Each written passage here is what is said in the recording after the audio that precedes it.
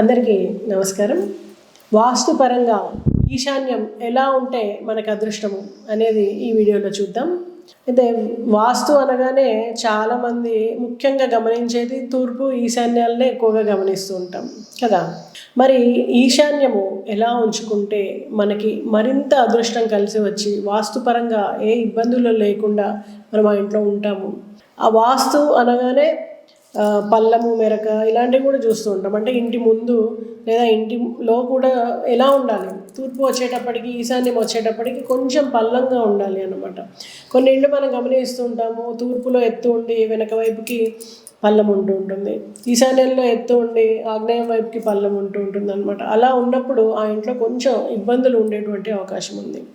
ఈశాన్యం ఎప్పుడు కూడా పల్లంగా ఉండడం, నైరుతి ఎప్పుడు కూడా ఎత్తులో ఉండడము వాస్తుపరంగా సరి అయినది అని చెప్పచ్చు. సో ఈశాన్యంలో పల్లం ఉందా లేదా, ఎందుకంటే మనం ఇంట్లో కానీ క్లీన్ చేసే ఇప్పుడు వాటర్ పోసినప్పుడు, అలాగే బయట ఇంటి ముందు కానీ తూర్పు వైపు ఈశాన్యం వైపు పల్లంగా ఉంటే ఏంటంటే నీళ్లు అనేది ఫ్లో, వర్షం పడ్డా క్లీన్ చేసినప్పుడు వాటర్ పోసినా కూడా పల్లము అనేది ఈశాన్యం వైపు ఉంటే మనకి ఫ్లోటింగ్ కూడా అటువైపు వెళ్తుంది వాటర్, నీళ్లు. కాబట్టి పల్లంగా ఉండడము అనేది సరి అయినది.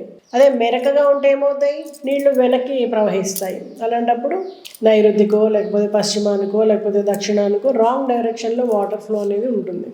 అందుకని ఎప్పుడు కూడా పల్లము ఈశాన్యం వైపు ఉండడము, మెరక నైరుతి వైపు ఉండడము అనేది సరి అయినది అన్నమాట. దాంతోపాటు ఎప్పుడు కూడా ఈశాన్యము శుభ్రంగా ఉండాలి, ఎందుకంటే ఇది గురుస్థానము, దేవతా స్థానము. కాబట్టి శుభ్రంగా ఉండాలి. ఏదైనా పాజిటివిటీ ఇంప్రూవ్ అవ్వాలి అంటే అక్కడ చిందరవందరగా లేకుండా కానీ నీట్గా కానీ ఉంటేనే అక్కడ శుభ్రత అంటాం మనం. శుభ్రత ఉన్నప్పుడే పాజిటివ్ ఎనర్జీ అనేది ఇంప్రూవ్ అవుతుంది.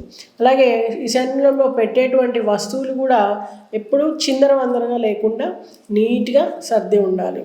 అలాగే శని సంబంధ వస్తువులైనటువంటి ఇనుము కానీ చెక్క కానీ పాత సామాన్లు కానీ ఇలాంటివి కూడా ఎప్పుడు కూడా ఈశాన్యంలో ఉండకూడదు.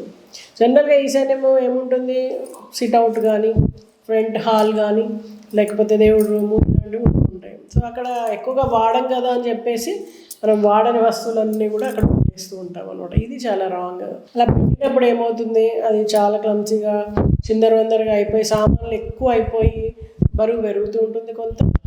అలాగే చిందరవందరగా అవ్వడానికి ఆస్కారం కూడా ఎక్కువ ఉంటుంది, ఎందుకంటే వస్తువులు ఎక్కువగా ఉంటాయి కాబట్టి. జనరల్గా పూజ చేస్తూ ఉంటారు కొంతమంది ఈశాన్యంలో, అంత బాగానే ఉంది.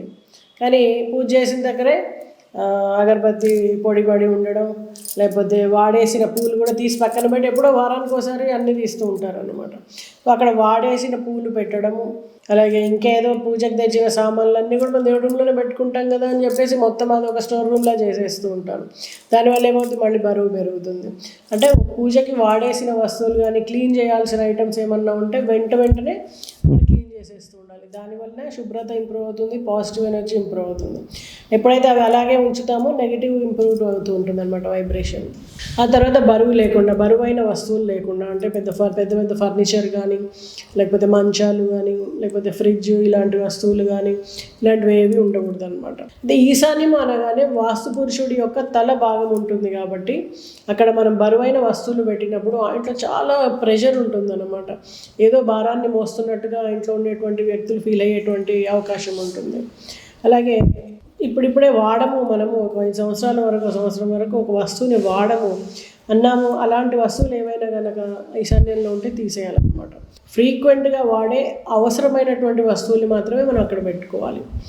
వాడని వస్తువులు ఏవైనా ఉంటే మనం స్టోర్ రూమ్ ఎక్కడ ఉందో అందులో పెట్టుకోవచ్చు, ఎందుకంటే ఊరికే వాడము, ఎప్పుడో 5 సంవత్సరానికి వాడతాము. అలాంటివన్నీ మనము ఈశాన్యంలో నింపడము వలన అక్కడ మనకి మళ్ళీ నెగిటివ్ వైబ్రేషన్ క్రియేట్ అయ్యేటువంటి అవకాశం ఉంటుంది. అలాగే ఎప్పుడు కూడా చాలా సుగంధభరితంగా మంచి వాసన వచ్చేటువంటి అగరబత్తి కానీ లేదా ఒక సెంట్ స్ప్రే చేసి కానీ పచ్చకర్పూరము, జవ్వాజీ లాంటి సుగంధ వస్తువుల్ని ఉంచడం ద్వారా అక్కడ ఎప్పుడు కూడా సుగంధభరితంగా చేసుకోవాలన్నమాట. దీని ద్వారా కూడా చాలా చక్కటి పాజిటివ్ వైబ్రేషన్ ఇంప్రూవ్ అవుతుంది. దాని ద్వారా మన పనులన్నీ కూడా చక్కబడతాయి. అలాగే వేరే వాళ్ళ మధ్య ఇతర ప్రజలతోటి ఉండేటువంటి సంబంధ బాంధవ్యాలు మెరుగుపడతాయి, సామాజిక సంబంధాలు మనకి ఉపయోగపడతాయి అన్నమాట ఈ సుగంధభరితంగా ఈశాన్యాన్ని ఉంచడం వలన. అలాగే ఎప్పుడు కూడా తూర్పు ఫేసింగ్గా కూర్చొని మనం పూజ చేయడం ఆ ప్లేస్లో ఉన్నప్పుడు, లేదా ఏదైనా రాసుకుంటున్నాం, చదువుకుంటున్నాం, ఎవరితో అయినా మాట్లాడుతున్నాము, అప్పుడు కూడా తూర్పు ఫేసింగ్లో కూర్చొని ఆ పని చేయడం ద్వారా మనకి పాజిటివ్ ఫలితాలు అనేవి ఉంటాయన్నమాట. అయితే దీంతోపాటు ఈశాన్యంలో మనం ఏం చేయొచ్చు? మెడిటేషన్ చేయొచ్చు, లేదా యోగా లాంటివి చేయొచ్చు, లేదా ఆరోగ్యపరంగా మనం ఏదైనా అనుకుంటున్నామంటే కాసేపు ఆ స్థానంలో ఉండి మనము ఆరోగ్యం చక్కబడాలని ప్రార్థించడం వల్ల కూడా మనకి తొందరగా ఆరోగ్యం చక్కబడేటువంటి అవకాశం ఉందన్నమాట. సో ఇలాంటివన్నీ చేయడం ద్వారా మనకి ఈశాన్యము చక్కబడడం, దాంతోపాటు మన లైఫ్లో పాజిటివ్ ఎనర్జీ ఇంప్రూవ్ అవ్వడం, మన సామాజిక సంబంధాలు మెరుగుపడడం, ఆరోగ్యం త్వరగా కోలుకోవడం, ఇలాంటివన్నీ జరగడం. దానితో పాటు మనకు తలనొప్పి లేకుండా ఉంటుంది. ఎందుకంటే అక్కడ భారం లేకుండా నీట్గా ఉండడం వలన వాస్తు పురుషుడి తల అక్కడ ఉంటుందని చెప్పాం కదా.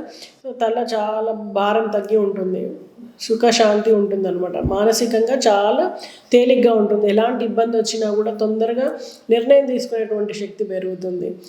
ముఖ్యంగా మానసికంగా శాంతి ఉండడం వల్ల చక్కటి నిద్ర పడుతుంది. సో ఇన్ని రకాల ఉపయోగాలు అనమాట ఈశాన్యం మనం సరిగ్గా ఉండడం వల్ల. సో ఇలాంటి టిప్స్ అన్ని పాటించి మీ ఈశాన్యాన్ని సరిచేసుకొని మన జీవితంలో అదృష్టాన్ని పెంపొందించుకుందాం. నమస్తే.